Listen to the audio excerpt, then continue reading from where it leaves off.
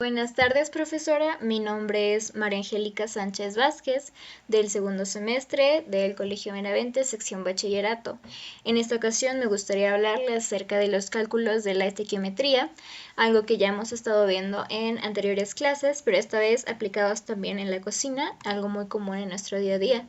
Vamos a empezar por recordar más bien qué es la estequiometría. En química, la palabra estequiometría viene del griego stoichion, que significa elemento, y de otra palabra que significa metrón, que significa medida. La estequiometría, en otras palabras, se define como la reacción química que se observa dentro de una modificación de las sustancias presentes. En este caso, reactivos que se consumen para dar lugar a los productos. La estequiometría también es aquella parte de la química que se refiere a la determinación de masas de combinación de sustancias en una reacción química. También, entre otros significados, es el cálculo de las relaciones cuantitativas entre los reactivos y los productos en el transcurso de una reacción química. En 1792, fue Jeremías Benjamin Richter quien anunció los principios de la estequiometría. Él nos decía que la estequiometría es la ciencia que mide las proporciones cuantitativas o relaciones de la masa en la que los elementos químicos están implicados. Para poder comprender de manera satisfactoria toda esta rama de la química, es decir, la estequiometría, es necesario dejar en claro ciertos conceptos que van a venir apareciendo a lo largo del bloque. Es por eso que vamos a explicar qué es el mol. El mol es una de las magnitudes estipuladas por el Sistema Internacional de Unidades, es decir, por sus siglas SI o SI. Este es un grupo o unidad de medida que se usa en química para contar cantidades enormes de objetos muy pequeños. Es una de las unidades más básicas de medición, entonces va a ser importante del transcurso de este bloque. Se nos estipula que la masa de un mol de sustancia, también conocida como la masa molar, es equivalente a la masa atómica o molecular. La masa atómica la podemos ver reflejada, la podemos encontrar incluso dentro de nuestra tabla periódica, expresada también en gramos. También una regla bastante básica es que un mol de cualquier sustancia contiene 6,022 por 10 elevado a 23 entidades elementales de esta sustancia. Ahora mismo nos estaremos preguntando, pues, ¿qué significa este número? ¿Para qué nos sirve? Bueno, este número se le denomina constante o número de Avogadro. Por sus siglas Na, es la cantidad de partículas, moléculas, átomos, electrones que contiene un mol de una sustancia cualquiera. Se le atribuye al descubrimiento de esta constante a Amadeo Avogadro, un científico italiano de inicios del siglo XIX. También se va a considerar el concepto de lo que es el volumen molar, puesto que cuando una sustancia se encuentra en estado gaseoso, también es posible calcular el volumen que ocupa un mol. Es importante mencionar que el volumen es una unidad de medida de magnitud de la extensión de un cuerpo. Su unidad es el metro cúbico, bajo condiciones normales de temperatura y presión, o también condiciones de presión y temperatura estándar por sus siglas TPE o STP. La temperatura y presión normal de un gas debería de ser de una temperatura de 25 grados Celsius y de una presión de 1 atm. Esto por lo regular nos dice que el volumen de un mol de un gas equivale a 22.4 litros. Los gases reales tienen valores ligeramente distintos. Por ejemplo, el CO2 tiene un valor de 22.3. Las principales aplicaciones de un volumen molar para animarnos a sacar este volumen molar, pues resultan útiles para determinar la masa molar de un gas, de sustancias que se puedan evaporar con cierta facilidad. Después vamos a ir viendo esto con más detalle. Y vamos a explicar ahora lo que son las reacciones estequiométricas. Estas nos dicen que para cuantificar las sustancias involucradas en una reacción química se hace uso de los siguientes tipos de relaciones estequiométricas. A continuación yo los voy a explicar bastante brevemente. La primera de ellas es la que nos dice relación mol-mol. Esta, primero que nada, debemos cumplir con ciertos estípulos que nos piden. Uno de ellos es dar cumplimiento a la ley de conservación de la masa. Esto significa que debemos verificar si nuestra ecuación está balanceada. Si está balanceada podemos proseguir, si no, hay que balancearla, valga la redundancia. Si se conoce la cantidad de moles o moléculas que tenemos, pues podemos seguir. Se puede establecer el número de moles de un reactivo o producto de interés. Es importante hacer mención que nuestro reactivo o producto de interés, todo lo que componga nuestra ecuación química, tiene que estar establecido en moles para que este tipo de ecuación pueda funcionar. Si no es así, tenemos otras opciones que vamos a seguir viendo más adelante. Y por último, la relación mol-masa.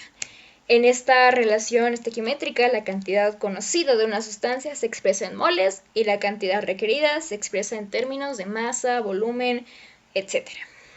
Para realizar el cálculo se considera la masa molar de la sustancia y en el caso de los gases, como ya lo vimos, se utiliza el volumen molar.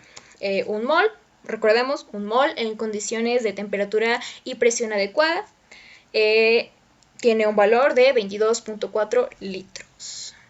Y por fin hemos llegado a nuestro punto de interés, la estequiometría en la cocina. En este caso hay que empezar por recordar que todas las reacciones dependen de la cantidad de cosas que tienen. La estequiometría, por supuesto, nos ayuda a determinar, a saber, a comprender la cantidad o proporción de nuestro compuesto que se necesitará para llevar a cabo nuestra reacción química. Las reacciones químicas dependen de los compuestos involucrados, de cuánto material haya de cada compuesto, de cada cosa, cuánto es necesario para determinar el producto que nos va a resultar y así lograr tener una ecuación equilibrada. Esto lo vemos muy común dentro del ámbito de la cocina, la farmacia, etc. En este caso vamos a enfocarnos en la cocina, cómo la aplicamos en nuestro día a día. Ahora llegamos a nuestro primer ejemplo de la estequiometría. En este caso, pues voy a relatar dos ejemplos bastante sencillos. Uno de ellos es, imaginemos que estamos preparando unas sencillas galletas. Pues debemos mezclar cantidades específicas de harina, azúcar, huevos, mantequilla, algún aditivo, etc. Si queremos obtener más galletas, no basta con aumentar solo la cantidad de harina o la cantidad de huevo. Tenemos que aumentar y mantener los ingredientes en proporción y sacar mediante los ingredientes de la receta pues un equilibrio entre ellos, ¿no? De forma similar, cuando vemos una ecuación química, estamos leyendo lo que pareciera ser una receta. Si esta ecuación química está balanceada, pues podemos tomarlo forma de que es una receta para algo, ¿no? Así es como se relacionan con una reacción química. En ella vemos los reactivos, que en este caso son los ingredientes, los productos, que en este caso son nuestras galletas, y la proporción que existe entre ellos al estar equilibrado. Vamos a ver este sencillo ejemplo de hacer unas galletas. Si queremos hacer 10 galletas, la ecuación química de la masa de reactivos y productos podría ser 200 gramos de harina, más 2 huevos, más 200 gramos de mantequilla, más una taza de azúcar, lo que nos da 10 galletas. Si nosotros queremos hacer la mitad de esto, que son 5 galletas, pues hay que equilibrar de nuevo, hay que balancear nuestra receta. Lo que nos quedaría como 100 gramos de harina más un huevo, más 100 gramos de mantequilla, más media taza de azúcar, lo que nos daría como 5 galletas. Hay que tener en cuenta que para hacer una reacción química, pues también lo comparamos mucho con una receta de comida. En la química necesitamos expresar cómo debe de proceder una reacción, debemos de ser específicos con nuestros signos, con nuestras cantidades, etc. Es por eso que mediante símbolos se representan los átomos que intervienen en esta y cómo están agrupados antes y después de la reacción. Es lo mismo que estamos haciendo con una simple receta para hacer galletas. En nuestro segundo ejemplo tenemos un proceso bastante similar al anterior, puesto que seguimos siguiendo una receta, ¿no? Seguimos siguiendo esos pasos. En este caso, hacer una limonada. Para hacer una bebida, pues hay que asegurarnos de que los componentes, de que los ingredientes, nuestros productos y reactivos, pues estén en justa medida. Hay que equilibrarnos, hay que balancearlos en términos químicos, ¿no? Es necesario 1 litro de agua, 5 limones grandes, 3 cucharadas de azúcar de miel, etc.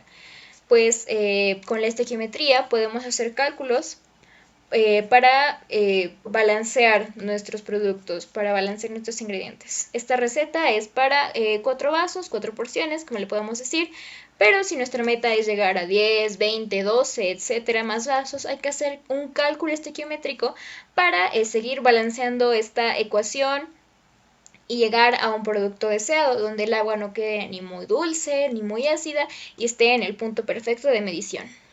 Y así es como llegamos a la conclusión de este proyecto. Lo primero a tener en cuenta, vamos a hacer un breve resumen de todo lo que hemos visto. Lo primero en tener en cuenta a la hora de hacer un cálculo estequiométrico es el balanceo. En la ecuación se tiene que saber la cantidad que se aporta para la reacción molar, la conversión de gramos a moles, y para eso hay que modificar las moléculas de cada elemento y determinar la proporción molar entre estos reactivos. Después depende de lo que se tenga, en el tipo de reacción o relación que se tenga entre mol-mol, masa-masa, masa-mol, volumen, etc. Y por último, pues vamos a hacer otro pequeño resumen. La estiquiometría pues es de gran importancia también eh, en los ámbitos económicos, en los ámbitos ambientales, en la industria, en distintas aplicaciones, desde nuestro hogar hasta los laboratorios, tiene una importancia vital dentro de nuestra vida.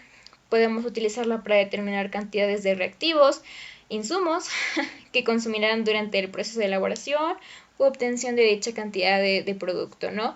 En este caso, utilizamos un ejemplo bastante común que vemos dentro de nuestra vida diaria y que quizá sin darnos cuenta lo ocupamos alguna vez dentro de las recetas. Está presente también para hacer medicinas, para calcular la dosis correcta que tu cuerpo necesita, para las industrias, los textiles, los materiales, etc. Muy bien, esto es todo por mi parte, profesora. Espero que este contenido haya sido pues de su agrado también para aquellas personas que, mis compañeros, por ejemplo, mi nombre, lo repito, es María Angélica Sánchez Vázquez, del segundo semestre. Mi tutora, la profesora Marichel Ortega. El primer proyecto del segundo semestre en el Colegio Benavente de Tlaxcala. Gracias.